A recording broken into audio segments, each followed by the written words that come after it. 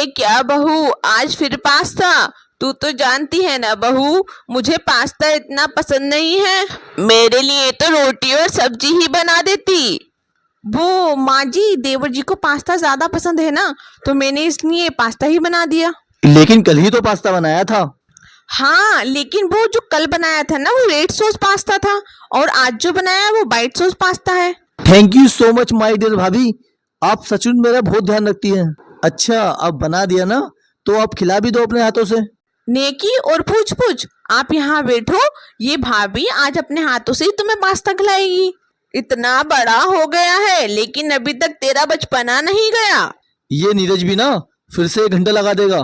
मुझे देर हो रही है, मैं चला ऑफिस। नीरज, तुम बाद में ऑटो लेके आ जाना। भैया भाभी के हाथों से खाना खाने के लिए कितना भी लेट हो जाऊं, मुझे क्या फर्क पड़ता है? रहने दो ये सब ना, बस जब तक मेरी देवरानी नहीं आ जाती, उसके बाद तो तुम्हें अपनी भाभी की कोई कदर ही नहीं होगी।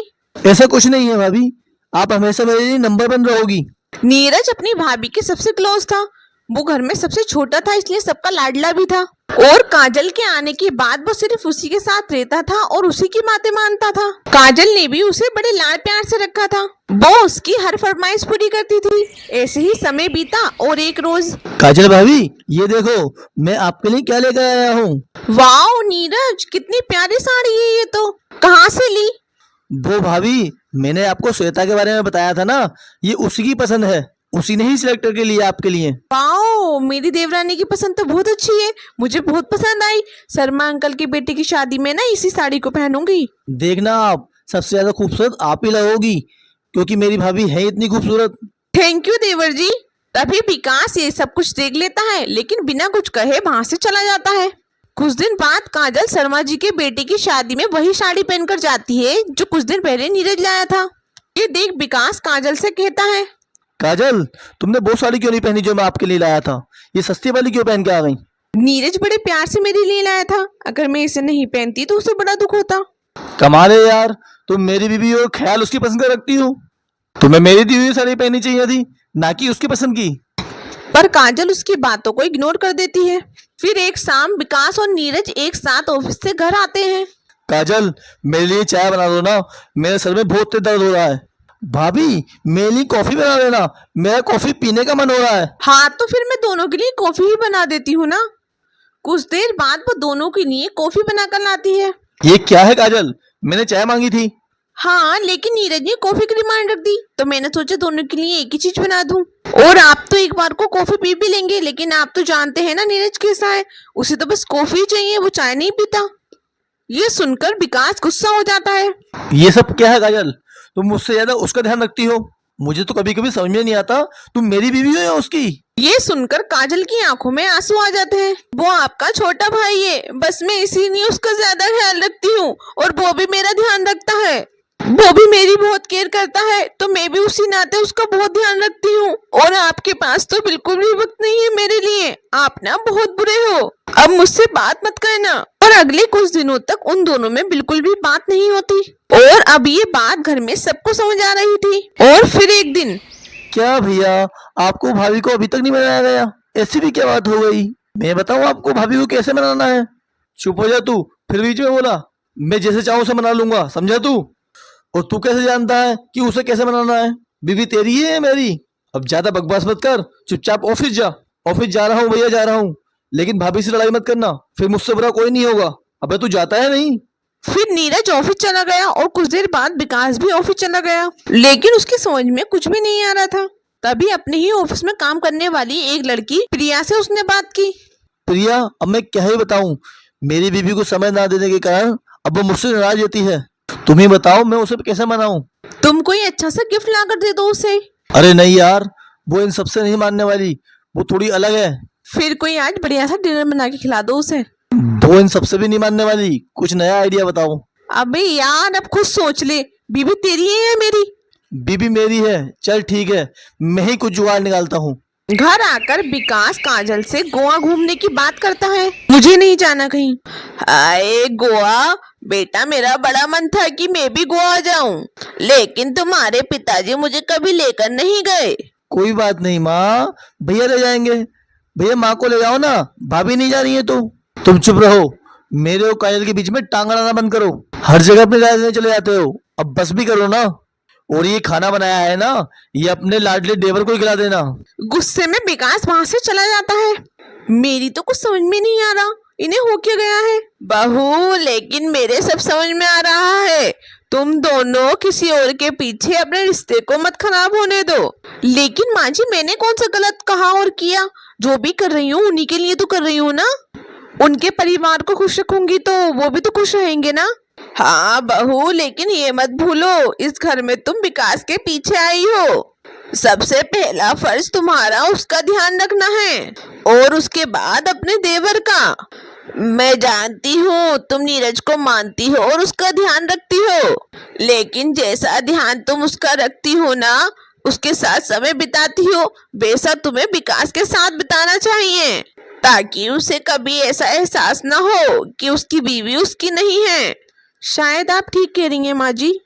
भाभी, आप मुझे भी माफ कर देना, जो मेरी वजह से आप दोनों के बीच में गलतफहमी हुई। मैं समझ गया सब, पर डोंट वेरी, मैं जल्दी ही श्वेता से शादी करने वाला हूँ, फिर सब ठीक हो जाएगा। मैं अभी जाकर उनसे माफी मांगती हूँ। काजल जाकर विकास से माफी मांगती है, साथ ही उसके साथ गोवा जाने के लिए तैयार हो जाती है। कुछ दिन बाद वो दोनों गोवा चले जाते हैं और खुशी खुशी एक दूसरे के साथ समय बिताते हैं।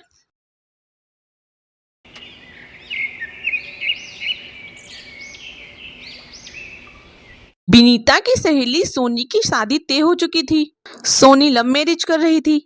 वो अपनी लव मैरिज को लेकर बहुत ही उत्साहित थी। यार वर्षा, सचमुच में बहुत लकी हूँ जो मेरी लव मैरिज की विश पूरी हो रही है। मेरा प्यार 7 जन्मों के लिए मेरा होने जा रहा है। कितने लोग हैं जो लव मैरिज को तरसते हैं, उन्हें सच्चा प्यार नहीं मिल पाता, पर मुझे तो लगता है लव मैरिज सबसे बेस्ट होती है। उसमें 2 लोग एक दूसरे को जानते हैं, पहचानते हैं, साथ रहते हैं, एक दूसरे से सारी बातें शेयर करते हैं और फिर आसानी से हम एक ऐसे इंसान के साथ जिंदगी गुजार सकते हैं जो काफी समय से हमारे साथ होता है, हमें जान चुका होता है। पर मेरा मन था कि तू भी लव मैरिज करे, पर अब तो तेरी लव मैरिज होने से रही, तुझे तो अरेंज मैरिज करनी पड़ेगी। तुम जानती हो सोनी, सुमित ने मुझे धोखा दिया है। उसने विदेश जाकर वहीं एक लड़की से शादी कर ली है और वहीं सेटल हो गया है। इसी वजह से मेरा प्यार से मन उब गया है। अब तो जहाँ मम्मी पापा कहेंगे मैं वहीं शादी कर लूंगी। हाँ, अब तो तुझे ना चाहते हुए भी अरेंज मैरिज ही करनी होगी। चल चल, मैं चलती हूँ, मुझे शादी की बहुत सारी तैयारियां भी करनी हैं। वो मुझे साहिल के साथ मार्केट जाना है। सोनी की लव मैरिज की खुशी उसके चेहरे पर झलक रही थी। वहीं विनीता थोड़ी उदास थी क्योंकि वो भी लव मैरिज करना चाहती थी, पर जिस लड़के से वो प्यार करती थी उसने साथ नहीं निभाया। अब अरेंज मैरिज को लेकर विनीता के मन में बहुत से सवाल थे। कुछ दिनों बाद सोनी की शादी हो जाती है और इधर विनीता का भी रिश्ता तय हो जाता है। अरुण बहुत ही अच्छा लड़का है और बहुत मेहनती भी है। कपड़े का पूरा शोरूम अकेले संभाल रखा है। हमारी विनीता बड़ी किस्मत वाली है जो इतना अच्छा लड़का उसे मिला है। हाँ वो तो है, लेकिन पंडित जी बोल रहे हैं 15 दिन बाद शादी का शुभ मुहूर्त है। उसके बाद 2 साल तक कोई शादी का शुभ मुहूर्त नहीं है। पंडित जी बोल रहे हैं हमें जल्दी जल्दी शादी की तैयारी करनी होगी। 15 दिन बाद शादी का सुनकर विनीता घबरा जाती है क्योंकि वो अरुण को अभी तक ठीक से मिली भी नहीं थी और ना ही उसकी अरुण से ज्यादा बात हुई थी। अरे यार सॉरी, मैं तेरा फोन नहीं उठा पाई। अरे वो साहिल मेरे लिए ब्रेकफास्ट बना रहे थे, बोल रहे थे कि पहले वो खा लो उसके बाद किसी से बात करो। तुम तो जानती हो, अब पति प्यार से ब्रेकफास्ट बना के खिलाए तो किस बीबी का मन नहीं करेगा खाने का। वैसे क्या हुआ, तू मुझे फोन कर रही थी, सब ठीक तो है ना? सोनी, मेरी शादी पक्की हो गई है। 15 दिन बाद मेरी शादी है। क्या 15 दिन बाद तेरी शादी है? पर तू तो अभी लड़के को ठीक से जानती भी नहीं है। वैसे तू अरुण से मिली है? बस तभी जब सगाई पक्की करने के लिए आए थे तभी हल्की फुल्की बात हुई थी। हाँ, आज उनका फोन आया था, बोल रहे थे कि मैं उनके साथ कुछ देर के लिए बाहर चलूं तो आज जा रही हूँ। अच्छा ठीक है, अब मैं क्या ही बोलूं, अब तो तुझे अरेंज मैरिज करनी ही पड़ेगी। देखो क्या होता है। वैसे मेरे हिसाब से तो लव मैरिज ही बढ़िया रहती है। देखना मैं कितनी खुश हूँ, साहिल मेरा बहुत ख्याल रखते हैं, किसी भी चीज की कमी नहीं होने देते। मेरे नजर में तो लव मैरिज ही अच्छी है। पर कोई नहीं, तेरी अरेंज हो रही है तो मैं तो यही कहूंगी कि वो भी ठीक रहे। सोनी की अटपटी सी बातें सुनकर विनीता और परेशान हो जाती है। उस दिन अरुण उसे सबसे पहले मंदिर ले जाता है, उसके बाद वो दोनों एक रेस्टोरेंट में जाते हैं वैसे तुम्हें खाने में क्या पसंद है? हम ऑर्डर कर देते हैं। जी, आपको जो पसंद है आप मंगा लीजिए, मैं उसी में से थोड़ा ले लूंगी।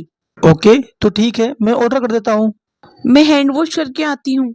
ये लव मैरिज होती तो मेरी पसंद का आता। बताओ तो, दोबारा भी नहीं पूछा और झट से ऑर्डर कर दिया, वो भी अपनी पसंद का। विनीता हाथ धोने चली गई। कुछ देर बाद वो हाथ धोकर लौटी तो वो हैरान थी।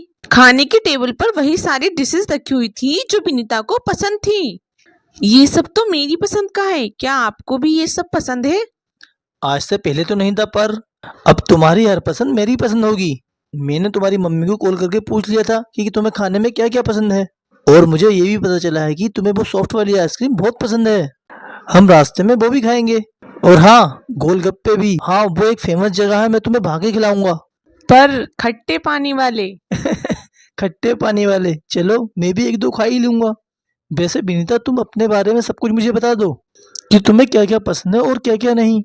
विनीता, मैं चाहता हूँ कि मैं तुम्हें हर तरह से खुश रखूं। मेरी तरफ से कभी तुम्हें कोई कमी ना रहे। तुम तो मेरे लिए बेस्ट वाइफ बनने जा रही हो, मैं तुम्हारे लिए बेस्ट हस्बैंड बनना चाहता हूँ। विनीता ने सपने में भी नहीं सोचा था कि अरुण उसे इतना प्यार करेगा। उसके मन की सारी टेंशन दूर हो गई। उस दिन विनीता ने अरुण के साथ बहुत एंजॉय किया। अरुण ने उसे किसी भी बात की कोई कमी नहीं होने दी, और शादी की सारी शॉपिंग भी अरुण और विनीता ने एक साथ की। कुछ ही दिनों बाद उन दोनों की भी शादी हो गई। शादी के बाद विनीता ने घर की सारी जिम्मेदारियों को अच्छे से संभाल लिया। वो बढ़िया बढ़िया पकवान अपने पति को बनाकर खिलाने लगी। तो वहीं दूसरी तरफ सोनी खाना बनाना नहीं जानती थी, लेकिन धीरे धीरे उसने भी अपनी सास से खाना बनाना सीख लिया। विनीता की एक ही कल्चर में शादी होने के कारण वो अपने ससुराल के रीति रिवाज एक ही झटके में सीख गई। आज की पूजा की सारी तैयारी विनीता बहू ने की है। इसने मुझे किसी काम को हाथ तक नहीं लगाने दिया। वहीं दूसरी तरफ सोनी ने इंटरकास्ट शादी की थी, जिस वजह से उन्हें अपने ससुराल वालों के रीति रिवाज सीखने में बहुत टाइम लग रहा था, जिससे सोनी को अपने ससुराल में एडजस्टमेंट करने में वक्त लगा। एक रोज विनीता और अरुण एक शादी में गए थे, जहां सोनी भी साहिल के साथ पहुंचती है। जहां वो देखती है पूरी शादी में अरुण विनीता का बहुत ख्याल रख रहा है और उसकी हर फरमाइश पूरी कर रहा है। ये सब देख सोनी और विनीता की गलतफहमी दूर हो गई कि अरेंज मैरिज में हम लव मैरिज वाला प्यार नहीं पा सकते। लव मैरिज हो या अरेंज मैरिज, बात आती है अच्छे पार्टनर की। जब लड़का और लड़की दोनों की सोच मिल जाती है तो रिश्तों में प्यार अपने आप ही आ जाता है। बस जरूरत होती है आपसी प्यार और एक दूसरे की भावनाओं को समझने की।